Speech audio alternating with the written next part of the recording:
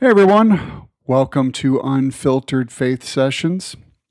Today I wanted to talk about Baal and Molech.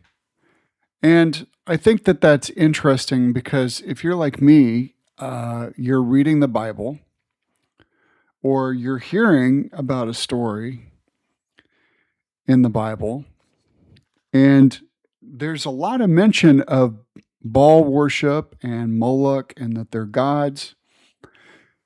But the Bible doesn't really tell you really who they are, what they represented, or even what the culture was around them. It just basically talks about Baal and Molech, and it'll mention them casually.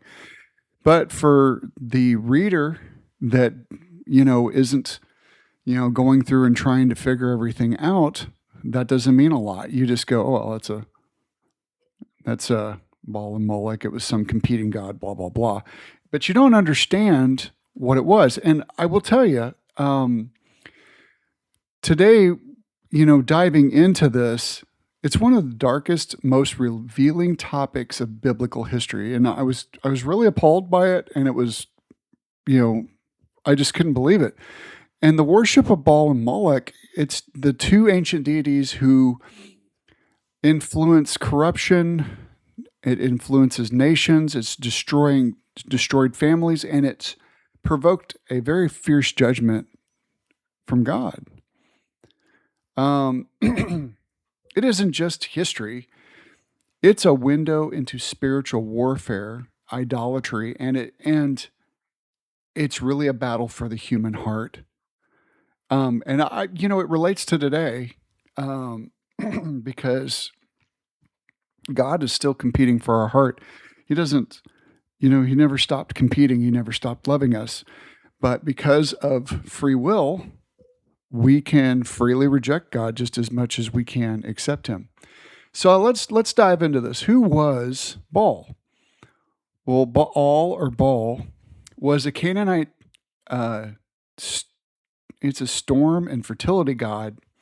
It's his name means Lord, Master, or Owner, and he was believed to control rain and storms, agriculture, fertility, and just the overall seasons. In a farming society, Baal was seen as a god who determined life and death through the weather. I mean, we have to really look at that from this timeline. We don't think about it like that anymore, but crops and the need for food was very much something you couldn't depend on. We have such great um, foods, food availability today in a lot of ways. I mean, there is food insecurity, but in the United States, for what we think of as food insecurity is nothing compared to what the ancient world went through. And you just look at a survival show and how hard they had to work for that food, for that little bitty fish, for that little bit of coconut that they find. And so Baal worship included a few things. It included ritual prostitution, sexual fertility rites. There was these debauchery, drunken, orgy style festivals where they also did animal sacrifice, and in extreme cases, they also did do child sacrifice. Um, this especially happened when Baal merged with the Molech traditions. That's why we want to put them in the same category or discuss them together, because at one point the traditions merged. Baal worship appealed to the flesh, the senses, to the economy because of the farming aspect, and the surrounding culture. Israel it fell to Baal worship repeatedly throughout the Bible. We see it over and over again because it was visible, it was sensual, and it was a socially dominating uh, practice. So, I mean, there's a lot of encounters in the Bible whenever you look up Baal. Then you have Molech. All right, now who was Molech? Molech sometimes is spelled is Melkam. It was a deity associated with the Amorites. Oh, and I forgot to say that the Baal tradition is a Canaanite tradition, if I didn't mention that. But his worship through Moloch also crossed over into Canaan. Moloch was the god of fire, sacrifice, death, and death. So yeah, it's kind of scary. But he was often depicted in a bronze statue with the head of a bull, arms stretched out, and a furnace inside his body. I want you to, this is graphic here, and I want you to be aware of it. Moloch worship centered around child sacrifice. This is just really gross and hard, but they heated the bronze idol until it glowed red, and then they would place infants in its arms. This is to drums and music, and mainly this is just to drown out the screams. It's a really sad sight. Parents participated and did this as an act of devotion. I mean, could you imagine that? Could you imagine that today? Taking your infant child and doing that? Me personally, my heart really hurts with that because it's such a sad thing. Now, there is a Baal and Molech connect. Shared themes between them are fertility, power, control over life and death, sexual immorality, blood sacrifices, and demonic influence. In some regions, Baal was worshipped as a storm god, Moloch was worshipped as a god of sacrifice, and together they formed a spiritual system of corruption. See, the reason why they conflicted with the Israelites is Israelites didn't just worship idols. They worshiped spiritual beings. They would worship things that didn't need a statue. God was a place. I mean, you could make a counter argument about the Ark of the Covenant, but that wasn't God. You know, the Ark of the Covenant was considered the mercy seat. It's where God sat. God would come down and sit there. It also contained holy objects like Aaron's staff, some manna, the Ten Commandments.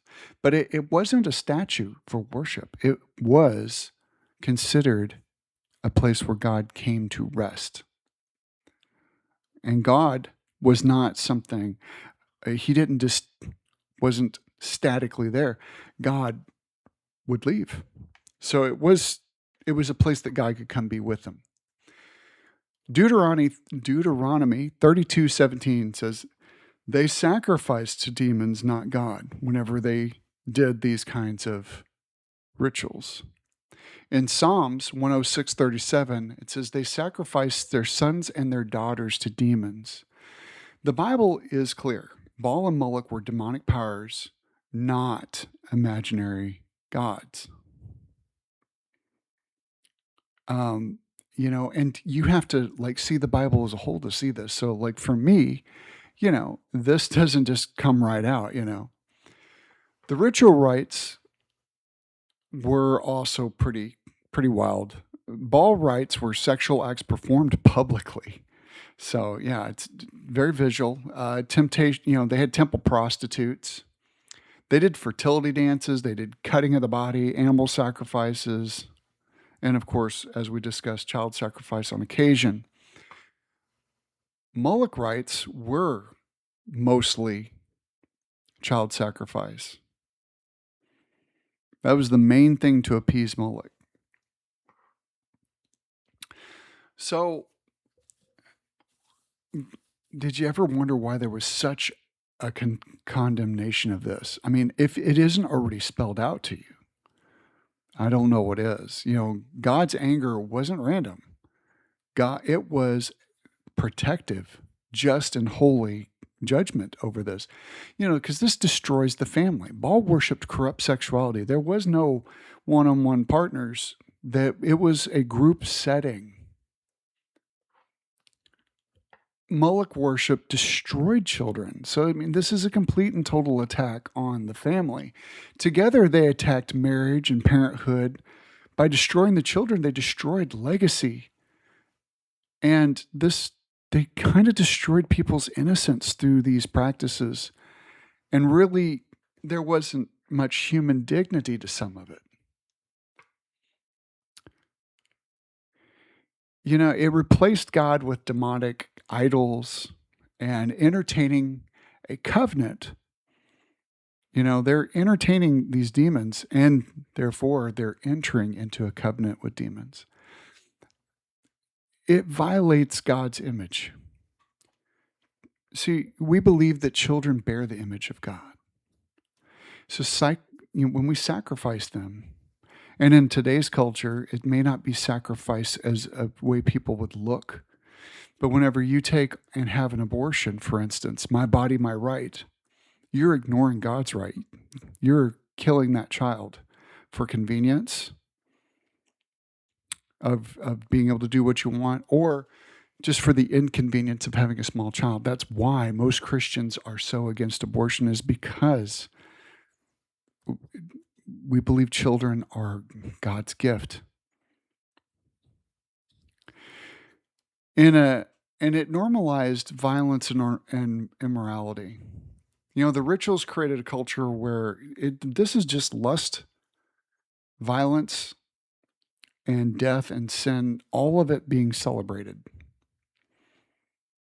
It's the reverse of God's design. God created life, family.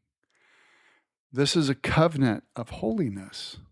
Our children and our bond as a husband and wife, these are direct reflections of God. But Baal and Molech, they demanded death, immorality, idolatry, and above all, they wanted to create corruption amongst people. And here's the thing, God warned Israel repeatedly, do not give your children to Moloch. That's Leviticus 18:21. And when Israel ignored this judgment, or God's correction followed. And go a little bit off topic, but there's a Book of Enoch connection as well. And this book, the Book of Enoch, is not canonized, but it tells us what the Jews thought. And it gives some historical mindset of the Jews. The Book of Enoch describes fallen angels as watchers. And they're teaching fermented knowledge. They corrupt humanity. They produce, distortions of God's image in the Nephilim, and they introduce violence and immorality. These things align with the Baal and Molech worship. So it is often put together that these fallen angels are pretending to be gods and demanding worship. These gods loved sexual corruption, bloodshed, idolatry, and they had an incredible demonic influence. The gods of Canaan were like fallen angels, and we have to recognize this assault on life that they created and represented it. Now, there are some modern parallels with, and this is without a stereotype. We don't worship Baal and Molech today, not really. At least it's not in name, but the spirit behind them still operates through sexual exploitation, pornography, abuse, violence. You know, you know, we devalue our children today. We create cultural idolatry, such as worshiping our phones. Um, you know, we idolize things like alcohol and drugs. We have a lot of self worship as well, and we're so material. We're very materialistic. And I would go on to say that materialism is especially concerning because it blinds our eyes. We are so material today that we don't know what it was like to not have things. So we're kind of tone deaf to the culture before because they didn't have everything they wanted at the snap of a finger practically. Everything's so readily available today that we forget. It clouds our judgment because we forget. And we battle with these same gods, just they're just different names. So, where do we end up on this? Well, there are Baal and Molech. They weren't myths. They were real spiritual gods that were worshipped in the time that did promote lust, violence, and death. And God fiercely fought against them because they are ultimately in the end going to have us self-destruct ourselves because there's no focus on life. There's no focus on family. There's no morality in any of it. And God doesn't want that for his people. So when we look at this, there is a question. Are we going to worship the creator or are we going to worship the created? Because that's exactly what happens when you worship idols and statues and everything like that. You are worshiping an object, but you're not worshiping a God. You're worshiping an object.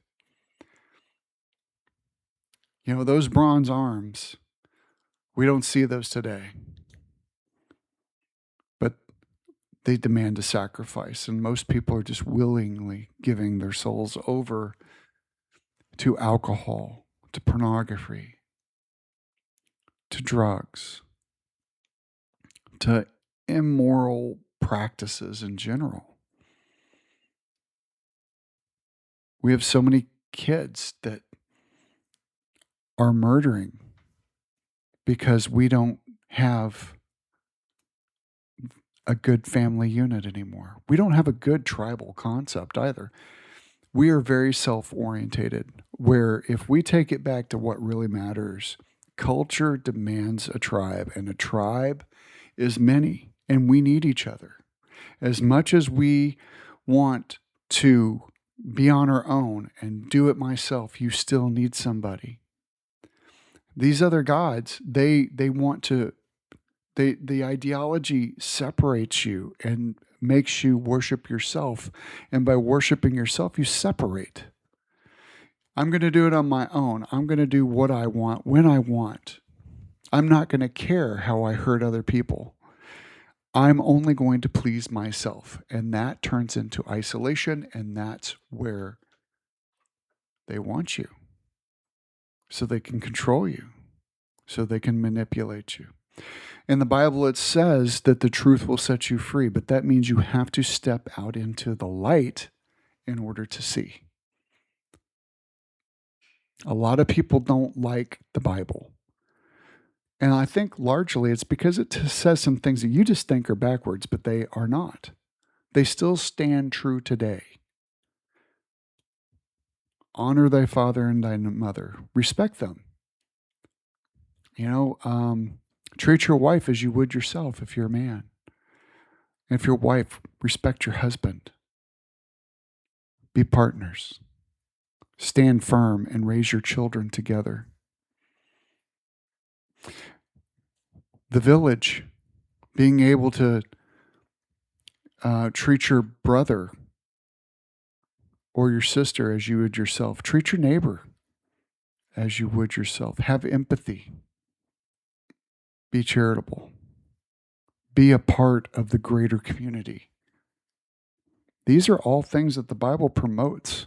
You have to read it to find it.